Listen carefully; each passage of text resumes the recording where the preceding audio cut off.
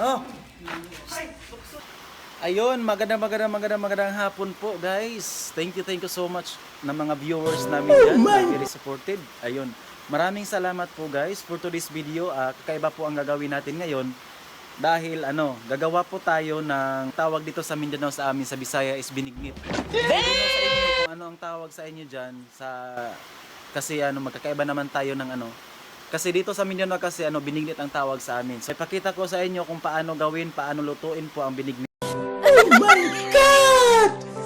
Wow! Naghintay na lang ako yung gabi at saka kamuti. Ayun. Actually guys, maulan ngayon dito sa amin.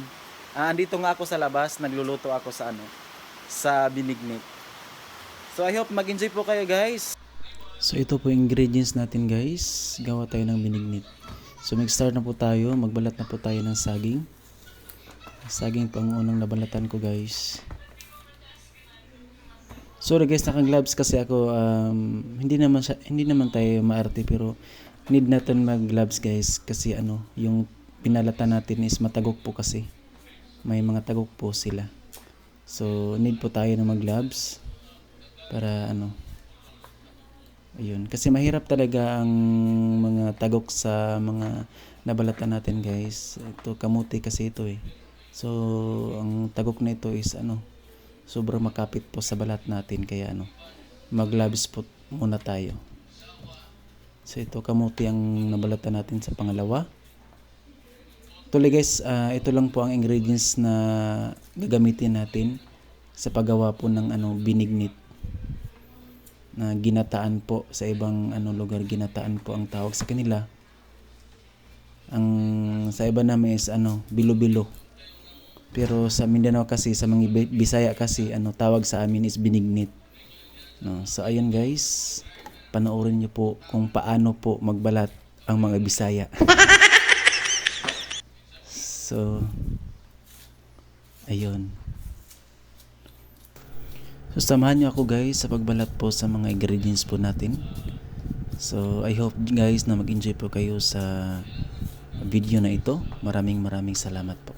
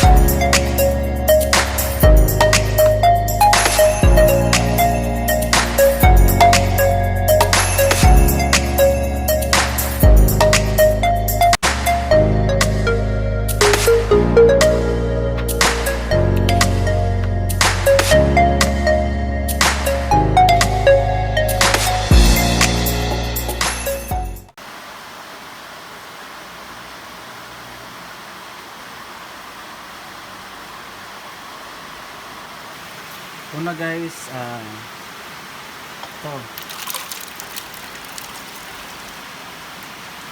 Tapos pakuluan lang to guys hanggang maluto. So, maulan kasi ngayon guys. So, ito. Maulan siya. Actually guys, nagpaturo talaga ako kung paano po gawin ang paano lutuin yung binignit. So, may tinawagan ako. Nagpaturo ako sa kanya kung paano gawin. So, ayun. Tinuruan niya ako kung paano. So, siya yung kausap ko ngayon guys. Ayan. Patulong tayo guys kasi hindi naman tayo expert po sa pagluluto ng ganito kasi bihira lang tayo makaluto ng ganito kasi hindi naman tayo marunong guys magluto kaya hindi tayo makakain ng ganito. So ngayon guys, magluto tayo. So while nga pakulo tayo ng yung saging at saka yung gabi guys. Kasi matagal talaga maluto yung gabi at saka saging at saka kamote. So antay-antay lang tayo guys. So while nag-intay tayo guys, so may kausap ako sa phone na nagpatulong po akong paano gawin. So ayun. So ayun guys, siguro luto na to. So sikan natin ito yung sago. Iwan ko kung anong tawag sa inyo pero sago sa amin yan, sago.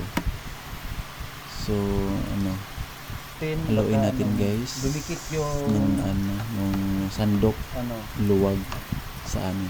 So para hindi dumikit yung sago dun sa sa kaldero. Kaya kurawin lang natin.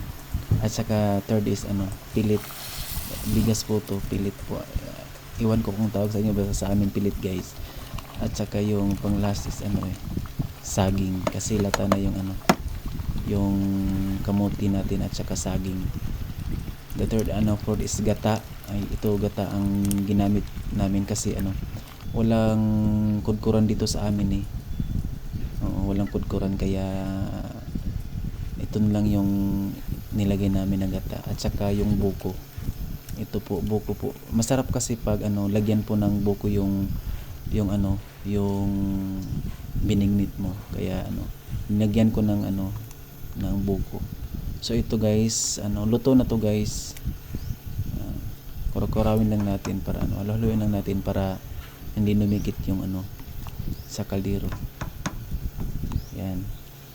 So sobrang lapot niya guys kasi yung gata na ginagamit natin guys sobrang creamy talaga.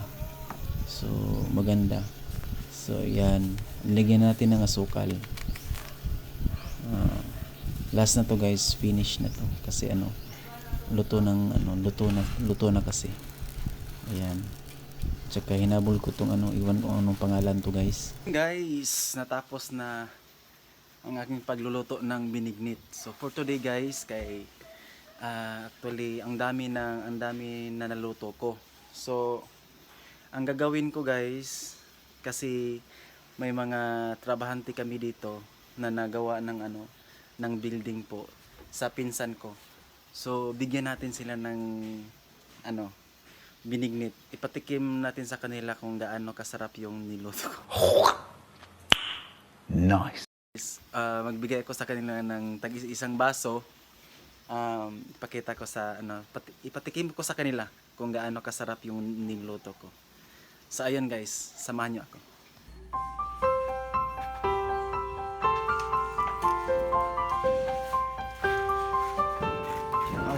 Mukha mo binignit lang. Oh man.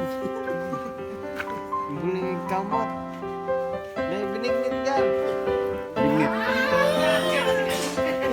Apel mo na? Oh, sige. Yay. Huminga si Ganso. Ito na yung dito eh. Salamat.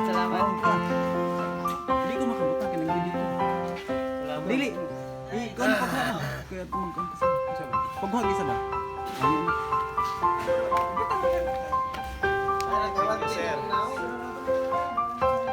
Salamat kayo. Libre. Son.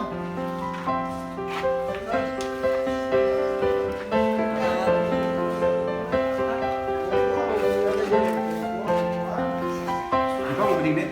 Tapos, ay, salamat. Asan na pila ni? Ha? Tagsing ko ra. Joke lang.